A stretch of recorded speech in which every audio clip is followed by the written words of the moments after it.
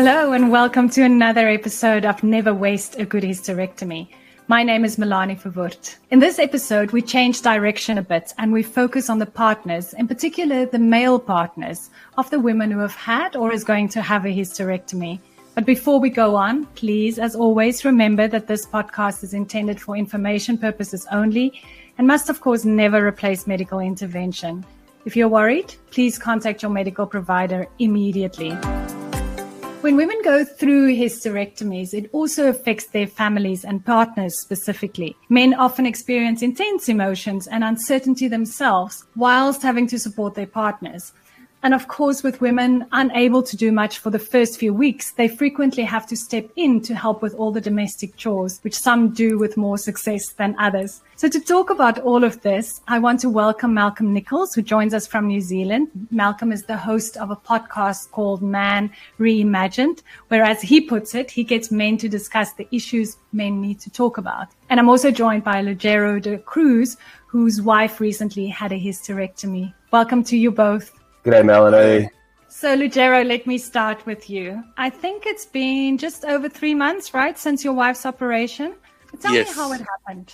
Basically, the surprise aspect of it comes from just having not gone back to the gynae for a little bit longer than usually would have been the case. And obviously, there was this, I've got to go. And I kept on putting it off and eventually went to do what would have been a routine, annual check or whatever the case may be. Comes home and she says, I need to talk to you, and announces that she needs to have a hysterectomy. So for me, and I was actually chatting to a friend about it earlier today as well, the only point of reference that I had was that my own mom had one, but I'd completely lost track of time in terms of how old she was when she had hers. And for some reason, I had thought that this is something that happens at an older age. So my wife is now 49. This is something that, women in their 60s are going to be doing.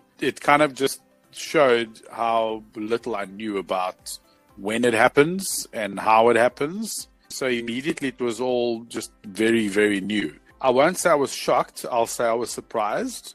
And then obviously once she explained, the medical reasoning behind it, then obviously, I understood, the necessity for it to be done and to be done as soon as possible, obviously to eliminate any further complications if one had to wait. So I kind of had to process this idea of a wife who is relatively young, and I'm still trying to figure out how, I wasn't aware at all that women in their 40s were having hysterectomies.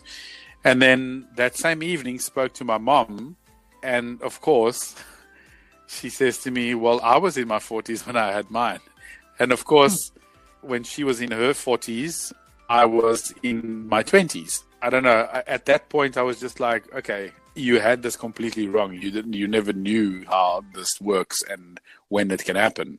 Obviously, my wife put me completely at ease, and she was like, there's no actual problem. It's at a point where it should be done and it needs to be done. It's pretty routine. Lots of people do it, etc. So don't be worried. We're having a follow-up consultation where our gynae her gynae would then go through the process and just explain it to me so that I would understand what the story is. So you were fairly well prepared then for what was going to happen? Well prepared means, yes, I understood that it is a fairly common procedure, and I understood how it was going to be done because it was very clearly explained. So my wife's gynae, she's been going to him for a really long time. We're really comfortable with him. He's one of the best, delivered both our children, and she had been seeing him long before that already. So it's a very sort of comfortable relationship already because we're familiar with each other. So that automatically sets your mind at ease. So I'll say I was well prepared from the point of view that I understood what was happening, why it needed to be done, and how it was going to happen. What obviously we were not prepared for was the after. So I am a very involved dad. Do a lot of stuff around the house. I always have. I've always looked after my kids.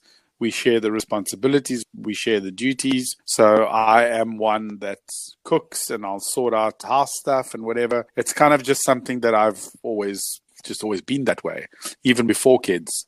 The responsibility of Marina being not able to do the majority of things around the house that she normally would be able to do wasn't really difficult or daunting to grasp, because I'm quite comfortable, sort of handling things. We also have our kid's nanny who's been with us for as long as my first son was born. So that's 13 years. And she's just absolutely wonderful. So we knew that I was going to be in good hands in terms of, the household and things getting done and kids getting to school and all that kind of stuff. So that wasn't a real concern. It was more a question of, okay, how much are you really not going to be able to do? So we kind of go through a checklist around, won't be able to drive for so many weeks, won't be able to actually sit up, won't be able to physically, go into the kitchen, make a cup of tea, whatever the case may be, the tiny details. And I was totally comfortable with that because I'm okay with that. I am the type of guy that does do breakfast in bed for my wife and that sort of stuff. The concept or the idea of having to look after her more wasn't really something that was scary in any way for me. I wasn't nervous about it. I wasn't concerned about juggling. One of the things that I did do immediately, and I just started a new job with a new company, and I immediately said to my direct point of contact at the company, the person that I report to, I said, look, this has just happened.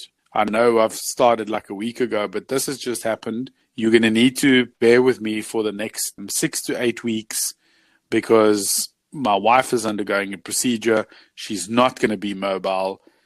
Everything is going to follow me in terms of school runs, shopping, and obviously cooking and all that kind of stuff around the house. So I just want you to know that this is taking priority above anything else. He was very understanding and he was like, we're very chilled, we're very relaxed, we are a small company, family comes first, and you got to do what you got to do. When you're not available, we'll understand. And that was actually pretty cool. So I want to get back to some of the things that were more difficult for you, but I first want to bring Malcolm in. Malcolm, I know your wife did not have a hysterectomy, but you went through your own journey of illness and recovery with her. Talk me just briefly through that, and then particularly around the more difficult emotions that one has to deal when your wife gets sick. Yeah, thanks, Mel. So, my wife has been through a battle with leukemia for the last 2 years. So as I'm listening to Lugero, as he talks about that shock of coming home from the doctor and getting that message, I remember that very, very well. And I didn't have any idea what leukemia was. And if you were to ask me about a hysterectomy, I would be probably in the group of men who would be like, what? I don't actually know anything about what to expect in there. So, I remember the absolute terror, really, of getting some news. All I knew was that it was big and that it was going to be a long journey of healing and unknown. For me, just the fact that it was unknown, I felt like the floor disappeared underneath me. I think panic is a really good emotion that I felt. Lots of fear, and we have a 5-year-old. Well, she's now 7, so it's been 2 years we've been going through this, and just that sense of shit. What is this going to mean for the unknown? Just the whole unknown. I probably went through every single thought, projection into the future, making up stories, doing everything, all within the space of probably 1 second or 5 minutes from the moment my wife told me. It was terrifying, and I spent probably the next 3 or 4 weeks in that space until we started to get into a routine around my wife's treatment and getting to once I got to understand things a little bit better, I could start to deal with the unknown a a bit better. But yeah, really the stress and anxiety of the unknown was absolutely terrifying. Would you both say, I'll start with you, Malcolm, is it important in order to help with the emotional side for the partner, which I presume also involves a lot of helplessness at times? Is it important to empower yourself with as much knowledge as possible? Let me start with you, Mel. Yeah, I mean, that was kind of key, really, because I knew nothing at the time. I had to fill in the blanks, because if I didn't, I was just making shit up. And I knew leukemia was a cancer, but I didn't know anything else other than that. So in some ways, that became the very first thing I needed to do, was just to get information. Without it, it was just completely overwhelming and terrifying. Lugero, it sounded to me from what you said earlier that it was quite helpful for you as well to get as much information as possible beforehand. Yeah, absolutely. I think, there I have to agree with Malcolm, even though we're talking about, in his case, is something a lot more serious. It is really the only way that you can kind of focus around what to expect is to know as much as possible. This is the procedure. This is the treatment. This is what's about to happen. This is the seriousness of it, the levels of highs and lows that you can expect. I totally agree. The more you know, the better equipped you are to deal with the situation at hand, because once you receive the news, it's immediate. It starts that very day where, okay, right, let's just start talking about what happens tomorrow. How do we plan? What are the logistics, time constraints in terms of how available you need to be for this particular thing, which is more important for me? I'll say it that way. It's more important than anything else. I've got the saying where I go, everything else is just noise. When you get to a point like that, this is the one thing. This is the most important thing. So you focus on that. Everything else is noise.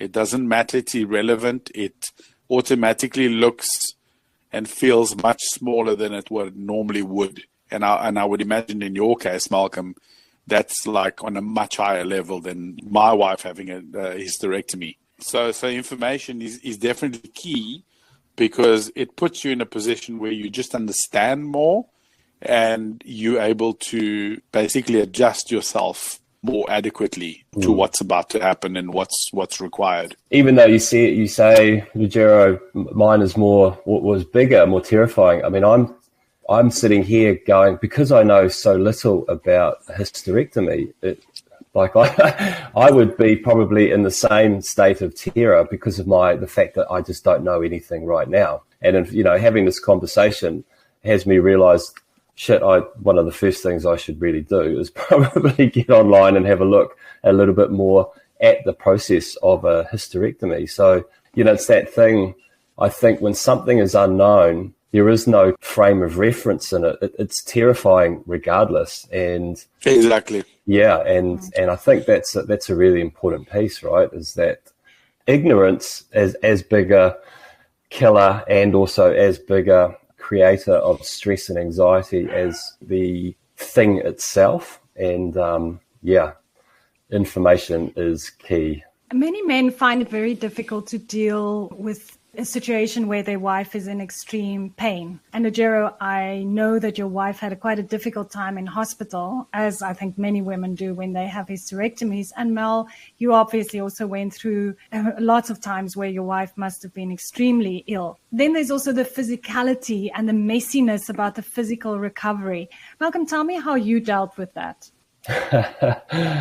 Oh, how did I deal with it? Well, so yes, huge amounts of pain, more pain than I could imagine somebody going through with the treatment, which was a real surprise. I knew chemo was bad, but I didn't quite think it was going to be as bad, and the length of that recovery. So, I mean, how did I deal with it? I guess it's one foot in front of the next. There's also a numbness I know I developed, and that's part. So one of the things, jumping ahead, that we're having to recover in our relationship is the fact that, watching my wife go through so much pain and such a long treatment, and our inability to really connect on anything other than a I was the carer, she was the caree. And so part of our having to rediscover our relationship is to actually move out of the fact that I don't have to be the carer anymore. I don't have to look after her anymore. But certainly watching somebody you love go through that amount of pain is gut-wrenching. That's where my trauma has laid a lot. There's the trauma of the diagnosis, but for me, the trauma of watching my wife go through that and be as helpless as I was, I've had to do a lot of work around letting go of that, and it's still an ongoing process. It hasn't been easy, to be honest, Mel. Lugero, and for you, when seeing your wife in so much pain, how did you cope? We had a twofold situation where normally the operation can be done keyhole. And in her case, it wasn't a full hysterectomy. So in other words, she didn't have all the bits removed. They initially tried what is the known and traditional and most common method, which was keyhole. They struggled for the first hour and they couldn't get it done the way that they expected to. So her operation lasted longer than expected because they tried to go the usual route, and eventually she basically had to be cut open. So essentially having another cesarean section, so to speak. With that came the prolonged wait for the phone call. There was like, okay, she should be done by now, but then she wasn't. So it took longer to get the call. And then, of course, because there's now a cut, it's a recovery from a C-section, as well as the additional pain from the removal of the organs that had to be done. She and I went through a process of, okay, she's going through two different sets of pain. One is the one that is associated with the operation normally, and the second one was the unexpected one where she had to actually be cut. So she had to deal with that physical pain on two levels. And then, of course, the third one, which is obviously the emotional aspect of it, where she was like, okay, I really did not want to be cut. And I really didn't want to have another cut that now needs to heal, because having had two Caesars before, she knew what that was like.